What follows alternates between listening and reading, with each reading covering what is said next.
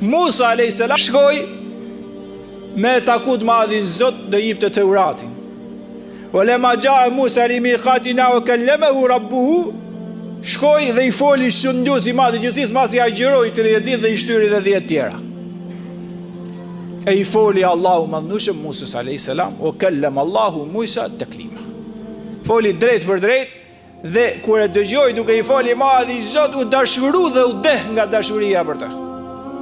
E ndjeu shumë.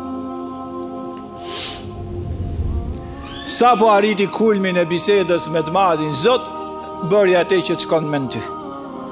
Qala rabbi arini anzur ilejk. Zot tha, më mundëso të të shikoj ty. Pra të dëgjova, u dashurova totalisht që një ime e ka mendi vetëm këty, por kur u knaqe ka shumë me dëgjimin e fjalës tënde, sa mund knaqe me shikimin e qenies tënde. Rabbi arini anzur ilejk, më mundsoi madhi Zot në këtë botë ka bolutjen të të shikoj ty. E Zoti i përgjigjet shkurtër lën të rani. Tha Musa nuk më shikon dot. Musa kishte një kërkesë të dashurisë madhe, po jo logjike dhe racionale. Zoti tha lën të rani. Tha nuk më shikon dot. O Musa, je shumë i dobët. Toka është e dobët. Universi është shumë i dobët për të përballuar qenien time. Tha Zot, Musa, tha Zot i madh, që deri sot s'kam pas si të mirë vetë se nga ty. Më dallove, më veçove, më bëre profet. E shkatërove Firaunin dhe nderove besimtarët dhe Musi profet. Mi dhe 9 mrekullitë mëdha. Më dallove dhe më veçove duke më fol drejt për drejti i madhi Zot, mos ma kthe mbrapa lutjen time. Prap, vazhdonte. Allahu më nushëm i tha, lën të rani, nuk më shikon do, tha, mos ma kthe i madhi Zot. I tha, shundus i madhi gjithësisë, atëherë Musa, walakin unzur ila al-jabal fa in istaqara maqamahu fa sawfa tarani. Atëherë tha, po ta jap një shembull të asaj që po kërko. Malin e madh që e ke përballë, ai shikon, tha po i madhi Zot, nëse ai mali i madh tha, e mban ardhjen time, paraqitjen time, aty do të më shikosh. Dhe jepet lajmi universal, qiellor, në përqiej. Shëndosi i madh i gjithësisë i thot Xhebrail Emirit, lajmëroi banorët e qejve, engjëj, se unë do të prezantohem tek Musa i tek mali. Fa in istaqara makanehu fa sawfa tarani. Tham qofse mali e përballon qenien time, do më shikoj Musa i mu, me Kur'an sura Araf. Dhe Musa a.s. në pritje vetëm kur vin për nga respekti, nga madhështia, krijohet ura e madhe, pastrimi i madh, gatishmëria e madhe në 7 qiell në gjithë universin, dhe erdhën aty ku ishte Musai në kodën Turi Sina, engjëjt e qiellit parë, cilët janë me miliarda qenie shumë të mëdha, fillon ta madhërojnë, ta lartësojnë, ta nderojnë shëndosin e madh gjithësisë dhe ngeli Musai pa tekst. Jo Allah, ishte tu pa engjëjt e qiellit parë. Dhe u tremb.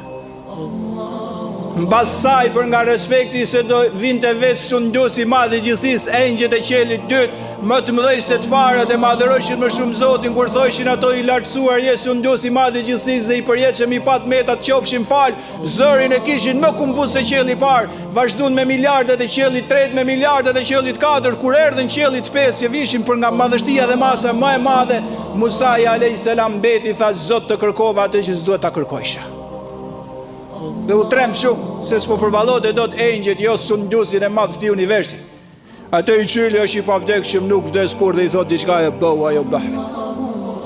Kur u trem shumë nga engjëjt e qiellit 5, e vjen vetë Xhebrail Emini dhe i tha Musa, diçka shumë të madhe kërkove. Me që e kërkove ta plotsoj, tash më duro ashtu siç duron një profet i madh. Dhe Musa a.s. pa engjëjt e qiellit 6 edhe 7 me miliarda duke e madhëruar sundusin dhe filloi dridhe nga emocionet e mëdha. Shëndos i madh i gjithësisë i kishte thonë Musas kur e kërkoi këtë dëshirë që kush më shikon prej gjallëve vdes në çast. Musa ja ktheu dhe i tha shëndos i madh i gjithësisë, nëse kush shikon ty pastaj vdes, unë dua që më mirë të shikoj ty dhe vdes se sa të jetoj pa të shikuar ty. Kështu i tha Musa ibn Imran, profeti i madh i Allahut, tha nëse kush shikon ty për nga madhështia se përballon dot dhe vdes, un jam i gatshëm të të shikoj ty dhe të vdes, se sa të jetoj dhe mos shikoj ty. Jeta pa të shikuar ty, pra kishte ideja, më mjafton të shikoj ty dhe të ndodhi çfarë doj. thot Kur'ani famlar po në këtë ajet surës Araf, falamma tajalla rabbu lil jabali ja'alahu dakka. Tha kur ju prezantoi madhi Zot fuqiplot një malit vogël, e bëri atë në qas pluhur, wa kharra Musa sa'iqa. Ra Musa i vdekur. Sa'iqa ka kuptimin i vdekur ose në gjendje kome të thellë. Mbaroi. Desh sundues i madh i gjithësisë më na dhon gjithë i shembull dhe Musas në veçanti që e kërkoi diçka kaq të madhe. Që sundues i madh i gjithësisë universi është tepër i dobët në krahasim me fuqin, pushtetin, madhështinë, nurin dhe dritën që ka sundues i madh i gjithësisë. Mali pluhur dhe Musa alayhis salam në një kom të thellë, gjendje kome shumë thellë. Por rahmeti i madh i Zot ndaj profetit ishte shumë i madh dhe i dha prap jetë. Falamma afaq, thot Kurani po i njëjti ajet. Falamma afaq, tha kur u ngrit, çat shikoi malin pluhur. Si ishte më mali aty, ishte bërë rrafsh me tokën. Qala subhanak, tha i lartësum qofsh i madh i Zot, qofsh afal. I lartësum qofsh. Tuptu i lejk, më fal shumë për atë që kërkova. Pendohem tek ti për atë që kërkova. O inni awwalul mu'minun. Tha unë jam i pari që e kërkova, e kanë kërku ndoshta me mendim dhe tjerë do ta kërkojnë mbrapa, unë jam i pari besimtar që e vërtetoj që ti në këtë botë nuk shikohesh. Dhe u bë shembull Musa ibn Imran, Musa alayhis salam, për gjithë njerëzit që besojnë Zotin, për të dëshmuar që në këtë botë ne nuk e shikojmë dot fuqiplotin, por shikojmë miliarda e miliarda krijime që ai i ka bërë, që ne ta kuptojmë kush është ai dhe në xhennet kush e ka merit, se Zoti është më i bukur, më i madh, gjëja më e madhe nuk mund të shikohet kur dush ti pas një merit. Duhet të jesh besimtar i pa shembull.